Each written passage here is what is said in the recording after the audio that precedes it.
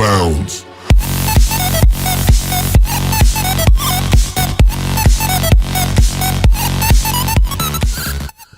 En esta ocasión, señores, Qué seriedad de repente. no solamente vamos a hablar de política, sino también hoy vamos a hablar de economía.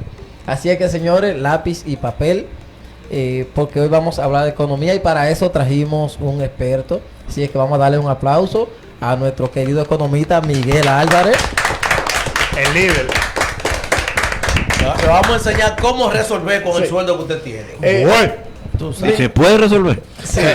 Yo lo que le voy a decir a Miguel, que no venga a venderle sueño a la gente. Dale claro. ¿Cómo está la situación del país? Miguel, mira, vamos a comenzar así mismo por donde dice Noel. Tú sabes que estamos en unos tiempos donde hay una reforma fiscal que está ahí a la vuelta de la esquina. Entonces, ¿cómo puede impactar la reforma fiscal la economía de las personas mayormente que son los que menos pueden? El sábado, específicamente, el gobierno hizo un planteamiento de un borrón de la reforma fiscal que se avecina ya para enero.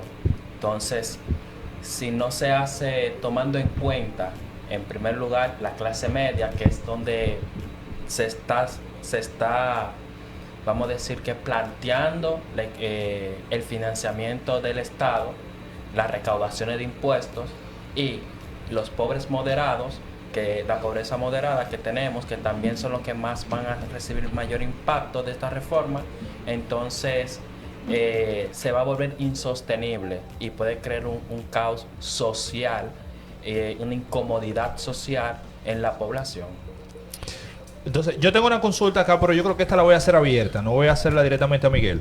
Porque hay una parte que quizás me pueda responder el hermano Timo. En el caso de...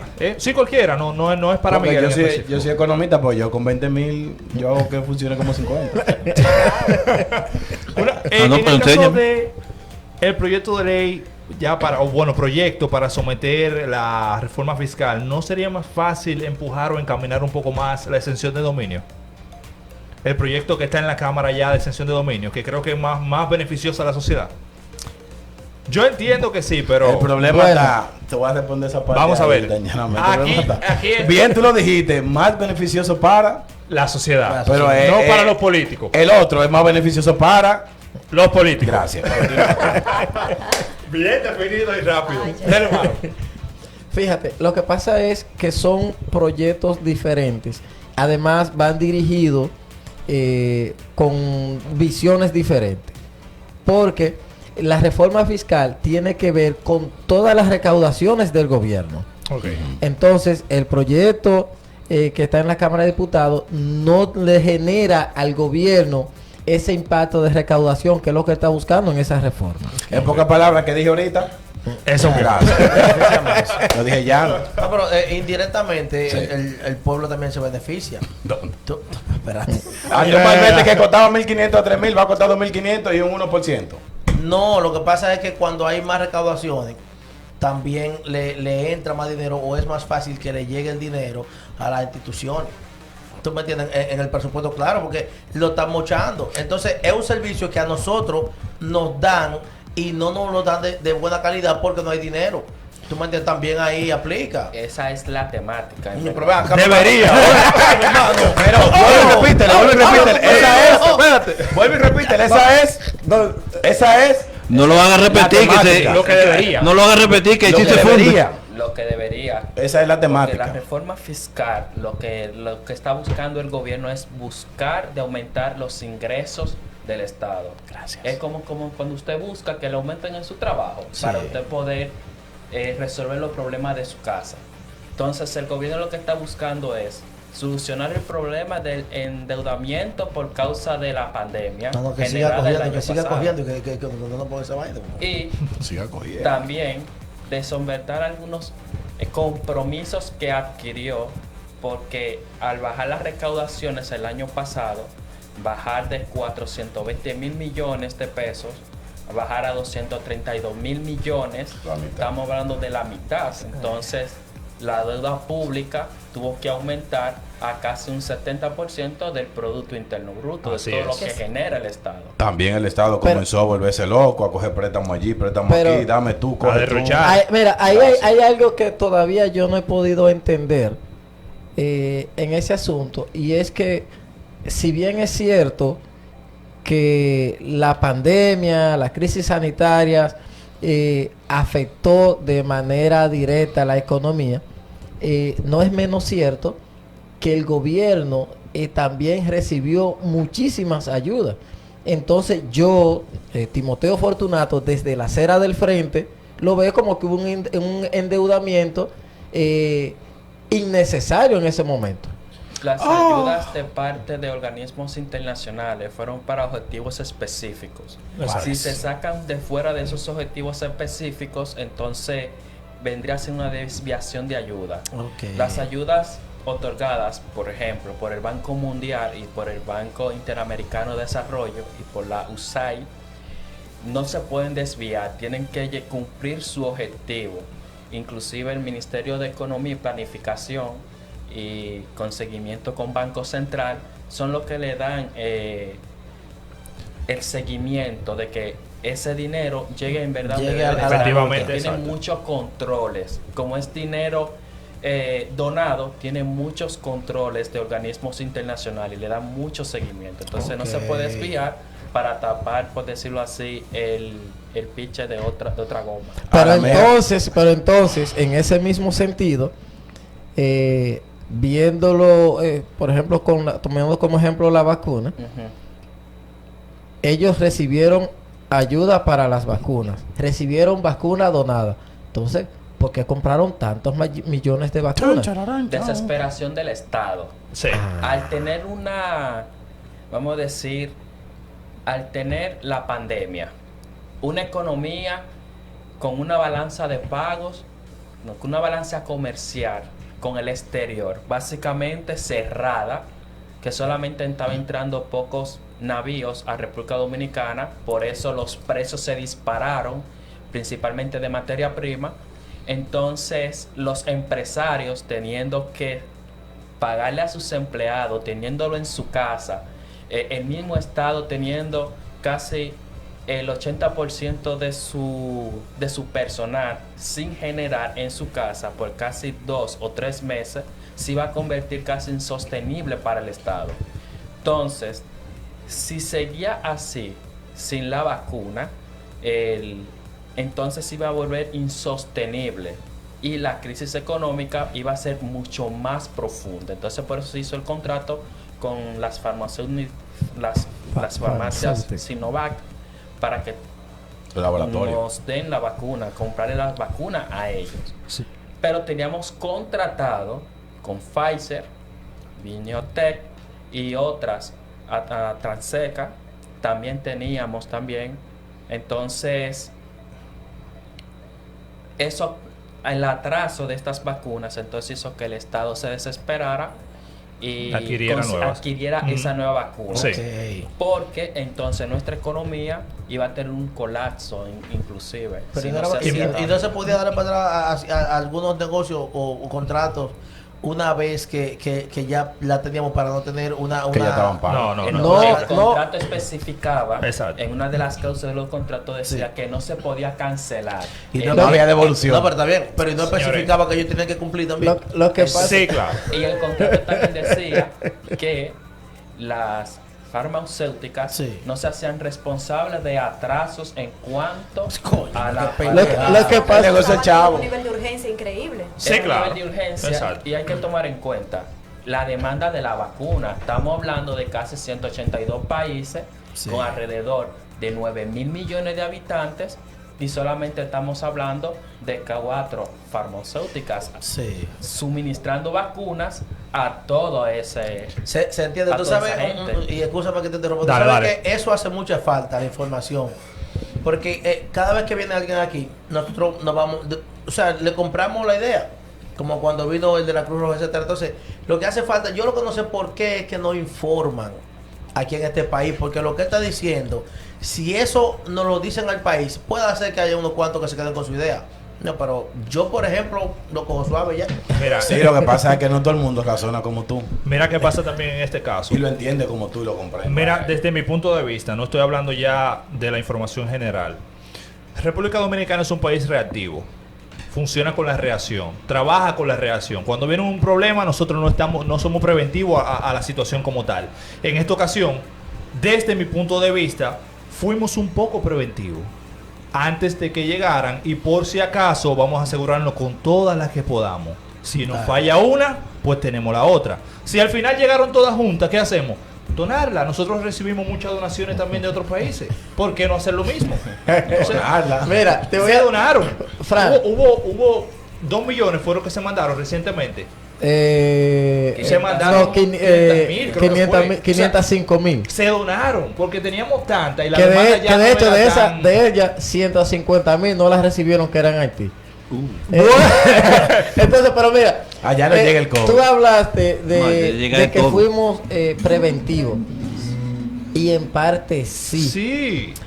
Pero hay un elemento que llevó a que el país fuera preventivo, y eso fue parte de lo que llevó a que el contrato, de que la farmacéutica dijera, mira, yo no me hago responsable en los atrasos.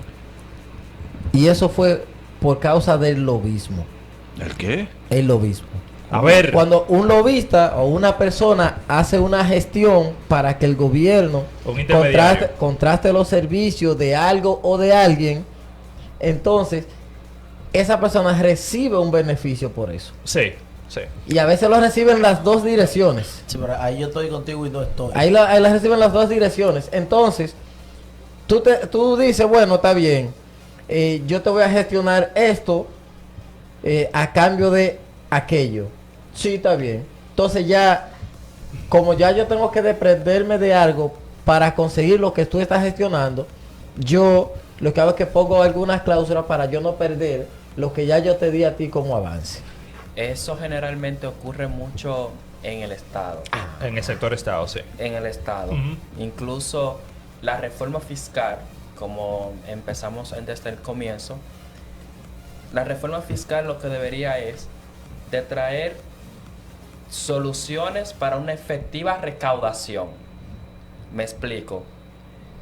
En nuestro país se evade mucho impuesto. Incluso si estimamos la cantidad de impuestos que se va de aquí, uno se sorprendería. El ciudadano, las empresas, hasta cualquier persona busca la forma de cómo evadir los impuestos. Eso sí, Entonces, verdad. cuando los impuestos se evaden, el gobierno tiene menos ingresos. Entonces, nosotros tenemos una presión tributaria de alrededor de un 14% relacionado con otros países. Chile, por ejemplo, para mencionar un caso, tiene una presión tributaria de parte del gobierno de un 21%. Entonces, ¿qué sucede? Esta presión que el Estado debería de someter a las empresas y a las personas para una efectiva recaudación no se está haciendo efectiva. Mencionamos un caso, el impuesto a las propiedades, por ejemplo. Este impuesto se va de esta manera. La persona tiene una casa, pero el título o no tiene los papeles en orden en la dirección inmobiliaria, y esto ocasiona de que Impuestos Internos no pueda cobrar de manera efectiva dicho impuesto. Pero, Bien. pero espérate, pero Voy para algo, espérate. eso debe de estar en componenda con gente allá mismo dentro, porque esos datos que salen en el título no lo ponemos nosotros, lo pone la gente de... Voy, pero él Dirección habla de los inmobiliaria. inmuebles que no tienen papeles. Los inmuebles que no tienen, Exacto, no tienen aquí, documentación. por ejemplo, casi el 70% Ujú. de las propiedades en República Dominicana No tienen No tienen documentos al tienen día. títulos, están en proceso. Sí. Entonces, Ah. mientras están en proceso, No se cobran. no están cobrando el impuesto. Pero hay una parte que yo digo, este es el país, uno de los países más ricos del mundo. Lo que pasa es que el dinero está mal distribuido. ¿Por qué no se siente el Estado y dice, bueno, mira, aquí hay tantas personas, tienen tantos millones, tantas cosas? Hay políticos que tienen tantos beneficios, ¿por qué si no acortamos esos beneficios, recaudamos más fondos? ¿Por qué si le eliminamos varias exoneraciones que tienen y recolectamos más fondos? ¿Por qué si no le quitamos tales barrilitos, tales cositas que tienen por ahí escondidas, no recolectamos más fondos? ¿Por qué tiene que ser siempre al pobre? Mira, antes de eso, aquí hay un mensaje importante. Déjame terminar mi pregunta, espérate. Espérate, porque la haga. Se me va a ir la idea. A esa edad ya, míralo ahí, Timoteo. Tú sabes. Eso es cuando uno se está poniendo. Oigan que este mensaje es importante. Buenas noches. Ay. 107 radio. Sí. Juan6.net. Santo Domingo. Villamena. Hey, desde Villamena. Noel. No tenía Y- mucho que y me Motel. llamaba ahí. Tenemos una vida de Denzel. mensaje. Cristian. Francisco. El Chavo. Activo. Ajá. Villamena. Diabeto. Ey. Pedro. Hey, sí. No, el nombre del barrio entero. Nuestro fiel seguidor. Mira, como decía anteriormente, las recaudaciones de los impuestos. Yo veo que siempre, cada vez que el Estado, el gobierno va a poner algún impuesto o va a hacer cualquier resolución o va a cambiar cualquier ley, siempre afecta al pobre. Sacrifica al pobre. Siempre sacrifican. La cuerda, la soga se rompe por los lados más finos. El pobre. Entonces, por el pobre. O como dicen, porque ya no es pobre, la clase media o la clase baja. Claro, dicen, no es pobre, la Los clase usuarios de los baja. servicios públicos, No, los sí. supermercados. Entonces, yo veo que tú dices, coño, pero hay muchos funcionarios que tienen tantos beneficios, tienen tantas exoneraciones. ¿Por qué si el Estado agarra y le elimina esa parte, le elimina esos beneficios y comienza a cobrar los reales impuestos que tienen que cobrarle a esos funcionarios? Yo entiendo que el Estado se ayuda más y recauda más fondos, o aclárame esa parte. En otros países lo que se ha creado es el siguiente impuesto, que es el impuesto a las grandes riquezas. Gracias, aquí deben de hacerlo. ¿Qué sucede? Nuestro país es uno de los países que tienen un sistema capitalista muy arraigado. Incluso nuestra cúpula de partidos y de gobierno son empresarios. Entonces, para aprobarse este tipo de leyes, estos senadores, diputados y hasta el mismísimo presidente de la República no van a promulgar una ley donde cuando ellos salgan, ellos van a volver nuevamente a sus empresas Y lo va a afectar. y su patrimonio se vería afectado. Entonces, en otros países, esta ley se pudo implementar porque no todos los que están en el Senado son Son personas empresarios. que tienen su patrimonio muy grande, sí, pero a la vez son personas de que pagando este impuesto tienen otras excepciones en otros lados. Sí, pero yo saco por un lado, escúchame que te interrumpa a los que van a participar. Yo saco por un lado, pero por otro lado estoy subiendo. Entonces al final de la jornada es lo mismo. Sí, pero eso lo ves tú que eres pobre. Dime a ver. Dale, joven. Y realmente afectaría tanto al patrimonio de esas personas que son poseedores de grandes negocios, de grandes fortunas, si se mide realmente lo que se le va a cobrar en impuestos. O sea, no tiene que ser algo abusivo, pero algo que también contribuya al Producto Interno Bruto y que el Estado tenga más fondos para soportar este tipo de emergencias. Porque sabemos de personas que tienen vehículos, trabajan en ciertas funciones en el gobierno, le exoneran el combustible, le dan bonificaciones, encima tienen un salario que triplica al de cualquier médico o profesional. Entonces, resulta la balanza demasiado injusta. El peso que nosotros estamos soportando como pobres o clase media, cada vez que vamos al supermercado, resulta algo totalmente abusivo. Así Sí, es. aquí se cobra un impuesto parecido al impuesto de la grande riqueza, pero no se la cobra, el Estado no se la cobra a la persona física, sino que se la cobra a las grandes corporaciones y es en base a los activos. Ahora bien, donde debería de existir es que el Estado debería, para poder tener una reforma fiscal más efectiva, es eliminar ciertos subsidios que el Estado tiene Ajá. que no están llegando donde deberían de llegar. Por ejemplo, sabemos que el subsidio del pan es efectivo porque no aumenta, trata de detener el aumento del pan. Y esto a su vez puede afectar a las personas pobres y de escasos recursos. Sí. El subsidio a la electricidad. Aquí se paga a la EDES millones y millones de pesos y dólares a las corporaciones de las EDES. Entonces, tratar de reducir los subsidios, no al PAN, sino a otros tipos de subsidios, como por ejemplo el sector transporte tiene un subsidio demasiado grande, inclusive pagamos un impuesto por ello. De cada galón que nosotros echamos en el tanque, pagamos 2 pesos que va para el sector transporte para que ellos cambien su flotilla cada 2 años. Sin embargo, No cuando sucede. vemos la realidad, no está No sucediendo. estamos, Entonces, exacto. esos tipos de subsidios que el gobierno le tiene a ciertos sectores, tratarlo por lo menos de eliminarlo de manera transitoria hasta que podamos volver a tener nuestro Producto Interno Bruto y nuestra deuda pública consolidada, tenerla por lo menos a números que sean más aceptables, entre un 25 a un 30%. Que eso es difícil.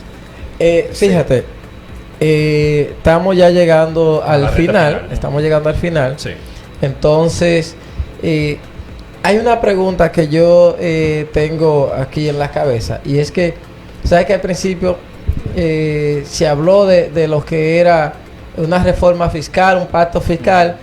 Ya todos sabemos. Ahora bien, la tradición, podríamos decir, o la historia de nuestro país nos dice que siempre que hay una reforma es para ampliar la base del impuesto o para gravar algunos, como son las ganancias y eso.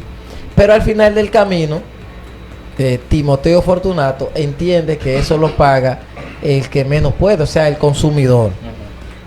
¿Crees, Miguel Álvarez, que parte de la responsabilidad o de que los políticos no hacen las reformas verdaderas es porque no quieren cargar con el peso del impacto negativo que pueda tener una reforma fiscal verdadera a sus aspiraciones?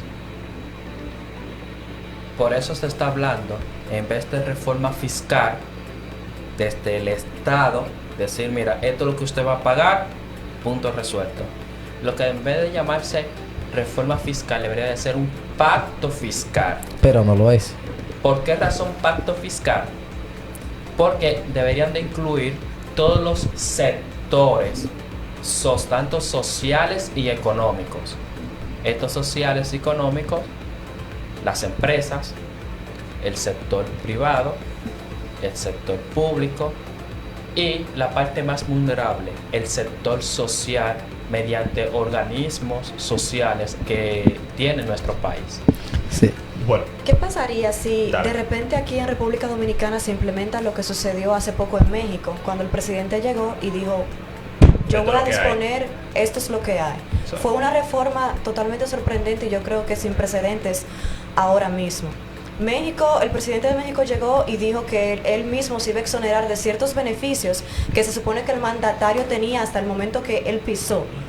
Y entonces, ¿qué pasaría si en este país de repente resulta que nuestros gobernantes se dan cuenta de que esa reforma se está haciendo ahora más necesaria que nunca? Viene Jesucristo si pasa eso. Porque estamos al punto del colapso y nadie quiere hablar de eso, pero realmente todo está escandalosamente caro y nadie quiere hacer las cosas bien. O sea, una persona ganando 80,000, 100,000 pesos, no más sé. gasolina. Más gasolina, 200,000 pesos. Porque ganó. Versus 10,000 pesos. Timoteo. Versus 15,000 pesos. O sea, también. Era una preguntita Y rápida. Yo después sé que vienen a estamos hablar yendo, de pero democracia. se puede. Ok. No, pero termina, tú te Sí, preguntaste. ese es mi Ok, Es que ella está indignada. Lo que pasa es que pregunta al ser muy revolucionaria, joven, sí. eso, Eh. mira, eso del endeudamiento, Sí. de que nosotros podamos seguir cogiendo, por ejemplo, ¿en qué afecta eso? O sea, él no puede seguir cogiendo prestado y que no, pues la pregunta. No pregunta. Y que no venga y que a bregar con esto de la reforma. No se puede eso. ¿O en qué afectaría? Dime a ver. Generaría pobreza Mucho y más. Sí. nosotros tenemos una pobreza moderada de un 30%. Pero ¿a qué tú lo llamas moderada? Que está hablando de eso hace rato. Pobreza moderada es la siguiente. personas que tienen ingresos para solamente cubrir las necesidades básicas, Y beber agua, romo. luz, casa, comida. No, tú vas a tener que volver porque es que hay mucha gente que está mucho Mira, más para allá. Miguel, nosotros tenemos que hacer un compromiso de tener otra visita contigo. Sí. Dice Benjamín, parte de todos los mensajes de las redes, dice que no hay voluntad política y que el presidente de México vendió el avión presidencial. Eso es parte de los comentarios. Sí, exacto. Le agradecemos de verdad, de manera infinita, de que nos haya acompañado nueva vez en la noche de hoy.